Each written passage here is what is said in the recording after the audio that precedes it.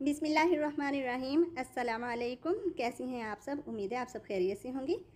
आज मैं आपको शर्ट की कटिंग में से बचे हुए पीसीस से एक बहुत ही प्यारी रेडीमेड स्टाइल में टॉप बनाना सिखाऊंगी। ये टॉप मैंने 8 से 9 मंथ की बेबी के लिए तैयार की है। जिन पीसीस से मैंने ये प्यारा सा बेबी ड्रेस तैयार किया है, अगर आपको थोड़ी बहुत भी स्टिचिंग आती है तो आप इस किस्म के पीसीस को यूज़ करते हुए फ्री ऑफ कॉस्ट अपनी बच्चियों के लिए घर में ड्रेसेस तैयार कर सकती हैं।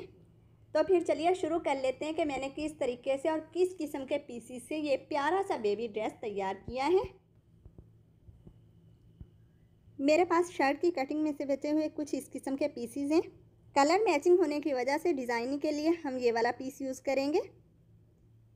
अब देखें, हमारे पास इस किस्म के ये पीसीस हैं। ये मेरे पास सिर्फ 2 पीसीस हैं। कटिंग में से निकले हुए इस किस्म के पीसीस भी मैं ज़ाया नहीं करती, इनको भी संभाल के रख लेती हूँ। सबसे पहले इस ड्रेस की हम बैक साइड तैयार करेंगे। बकिया पीसीस को फ़िलहाल हम साइड कर देते हैं। बैक साइड के लिए हमने ये वाला पीस यूज़ करना है। विदाउट फ्रिल हमने टॉप की बैक साइड की लेंथ रखनी है 11 इंच। एक्स्ट्रा हिस्सा हमने कट कर दिया है, जबकि विड्थ हमने रखनी है 16 इंच। चौड़ाई कम है तो चौड़ाई को पूरा करने के लिए हमने जॉइंट लगाना है। जो एक्स्ट्रा फैब्रिक हमने कट किया था इसी को जॉइंट लगाने के लिए यूज़ करेंगे, इस तरीके से। जी, तो जॉइंट लगाने के लिए हमने ये पीस कट कर लिया था। अब इसको यहाँ पर ऐसे रखेंगे और यहाँ से ऐसे फोल्ड करेंगे और हाथों की मदद से अच्छे से प्रेस कर लेंगे।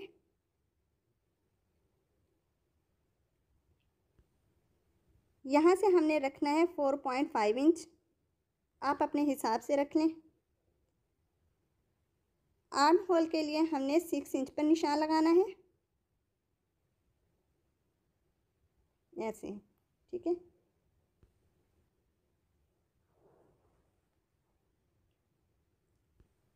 आर्म होल की कटिंग के लिए हम हल्की सी राउंड शेप देंगे, इस तरीके से।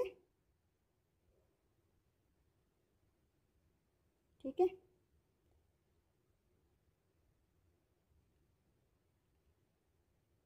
यहाँ से हमने रखना है 13 इंच। यहाँ से हम कटिंग करेंगे। ठीक है, इस तरीके से। यहाँ से हमने राउंड शेप दे लेनी है।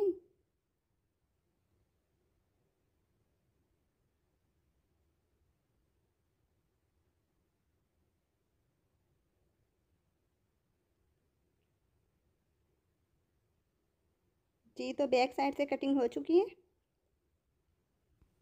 अब बैक साइड के लिए हमने फ्रिल तैयार करनी है, जिसके लिए ये वाले पीसेस हमने यूज़ करने हैं। ये दोनों पीसेस, चूँकि एक पीस फ्रिल की चौड़ाई के लिए कम है, इसलिए इसमें भी हमने जॉइंट लगाकर फ्रिल की चौड़ाई पूरी कर लेनी है। इस तरीके से पहले तो हमने एक्स्ट्रा हिस्सों को कट कर देना है, यहाँ से ऐसे, और इन पीसेस को सीधा कर लेना है, इस तरीके से।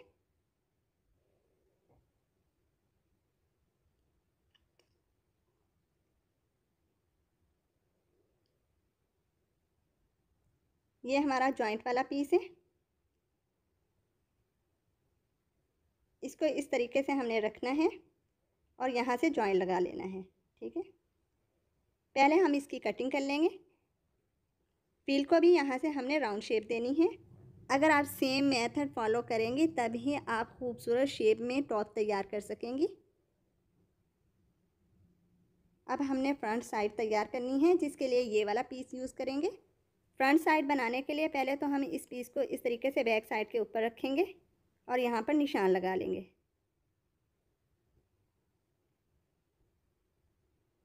अब एक और निशान हमने लगाना है 2.5 इंच पर, यानी 2.5 इंच पर, यानी कि हमने फ्रंट साइड बैक साइड से 2.5 इंच एक्स्ट्रा रखनी है। अब एक्स्ट्रा हिस्सों को हमने कट कर देना है। यहाँ से आपने गौर से देखना है कि ये वाला पीस जो एक्स्ट्रा हम निकाल रहे हैं, इसी को डिज़ाइनिंग में हमने आगे चलकर यूज़ करना है।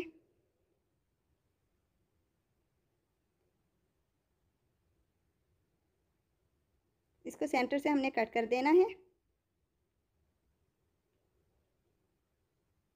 और डिज़ाइन मैच करने के लिए हमने साइड चेंज कर देनी है इस तरीके से। ठीक है,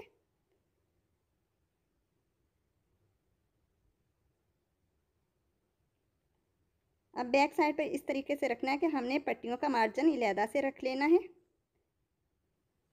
अब यहाँ से हमने चौड़ाई पूरी करने के लिए ये वाले पीसीज यूज़ करने हैं। ये भी कटिंग में से निकले हुए पीसीज ही हैं जिनको हम चौड़ाई पूरी करने के लिए यूज़ कर रहे हैं। अगर आपके पास इस पीस से ज़्यादा चौड़े पीसीज हैं तो फिर आपको ये जॉइन लगाने की भी ज़रूरत नहीं है।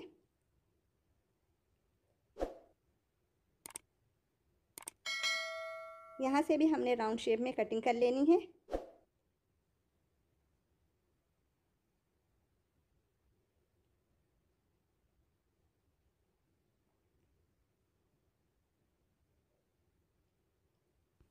यहाँ से हमने नेक की चौड़ाई के लिए निशान लगाना है 2 इंच पर और नेक को डीप रखेंगे 2.5 इंच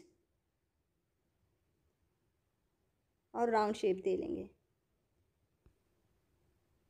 अब इस पॉइंट को गौर से देखें कि यहाँ से आपने 2.5 इंच तक चौड़ाई रखनी है, इससे ज़्यादा नहीं रखनी।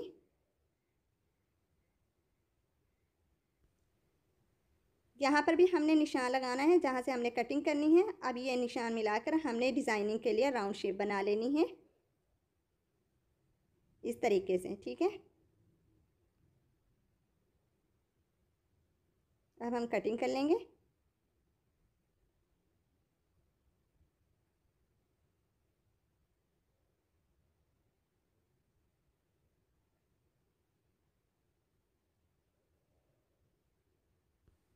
अब जो ये एक्स्ट्रा पीस हमने कटिंग में से निकाला था ये पीस लेंगे और इसके एक्स्ट्रा हिस्सों को कट कर देंगे। अब इस पीस को ऐसे हमने फोल्ड करना है इस तरीके से और सिलाई का मार्जिन रखते हुए हमने इस तरीके से यहाँ पर रखना है। ये देखें ऐसे। अब इस हिस्से से जो पीस हमने कटिंग में से निकाला था ये पीस लेंगे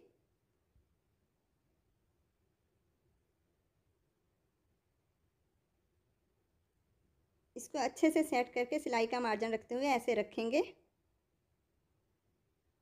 ठीक है, और मार्किंग कर लेंगे। आपने एक मार्किंग करते हुए सिलाई का मार्जिन लाजमी रखना है। अब हम कटिंग कर लेंगे।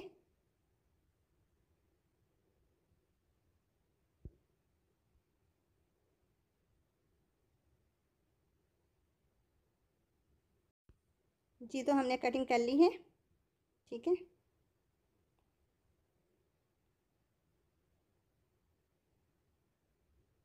अब अच्छे से सेट करके हमने रख लेना है। शोल्डर आर्म होल के लिए बैक साइड के बराबर निशान लगाकर हम कटिंग कर लेंगे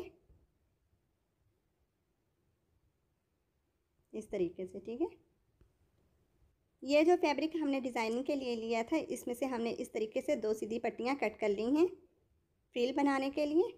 फ्रिल बनाकर हमने इस तरीके से यहाँ पर जॉइन करना है। हम डबल फ्रिल के साथ स्लीव्स तैयार करेंगे। एक फ्रिल हमने इन पीसेस की बनानी है जबकि दूसरी फ्रिल हमने इस पीस से निकालनी है।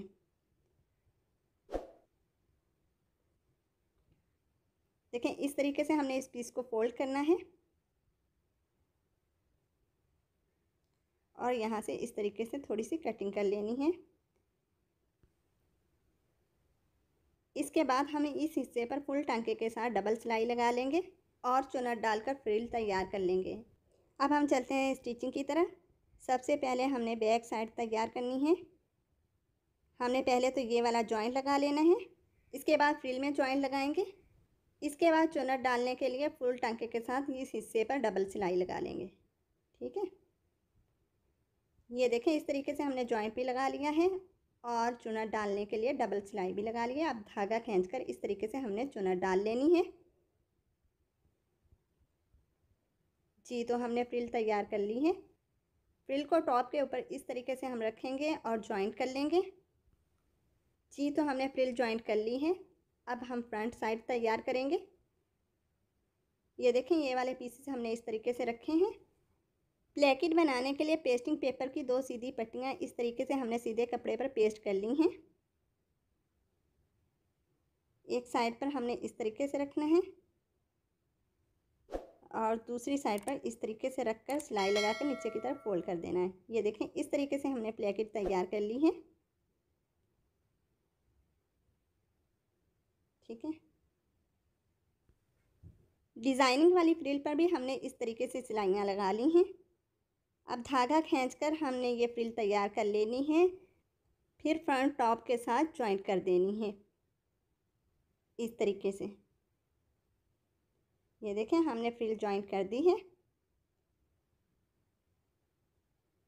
अब ये वाले पीस जो हमने कट किए थे,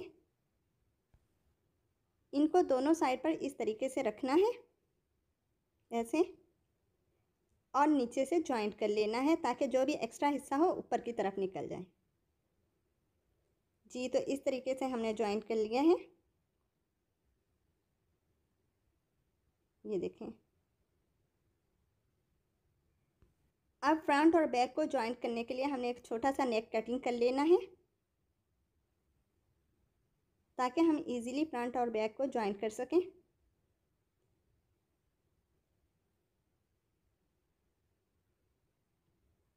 इस तरीके से अब हमने फ्रंट और बैक को जॉइंट कर देना है।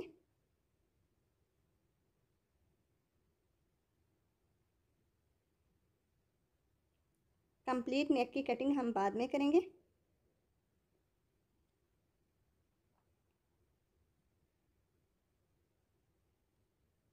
जी, तो इस तरीके से हमने फ्रंट और बैक को जॉइंट कर दिया है।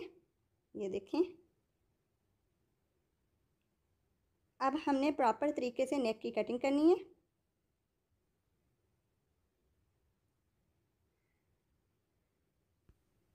आपने नेक का जो भी साइज़ रखना है पहले तो ऐसे सेट करके रख लें और उसके बाद मार्किंग करने के बाद कटिंग कर लें। ये देखें, हमने इस तरीके से नेक की कटिंग कर ली है।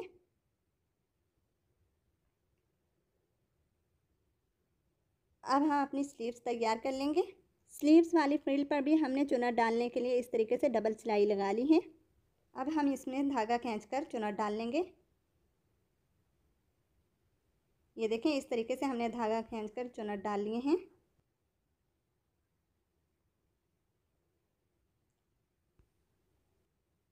इस फ्रिल में भी हमने इस तरीके से चुनट डाल लिए हैं। इन फ्रिल्स को पहले तो हम एक दूसरे के ऊपर इस तरीके से रखकर सिलाई लगा लेंगे और इसके बाद शर्ट के साथ जॉइंट कर देंगे। जी, तो हमने स्लीव्स को जॉइंट कर दिया है। ये देखें, इस तरीके से।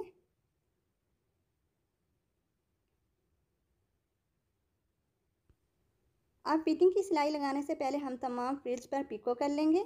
इसके बाद हम फिटिंग की सिलाई लगा लेंगे और नेक रेडी कर लेंगे। जी, तो पिको करवाने के बाद हमने फिटिंग की सिलाइयाँ भी लगा ली हैं और नेक भी रेडी कर लिया है। और प्लेकेट पर काज करवाने के बाद हमने बटन लगा लिए हैं इस तरीके से, और रेप पट्टी के साथ हमने सिंपल तरीके से राउंड नेक तैयार कर लिया है। ये देखें, और इस पट्टी को नीचे की तरफ फोल्ड करके तुरपाई कर ली है। तो ये तो है इसकी फ्रंट लुक।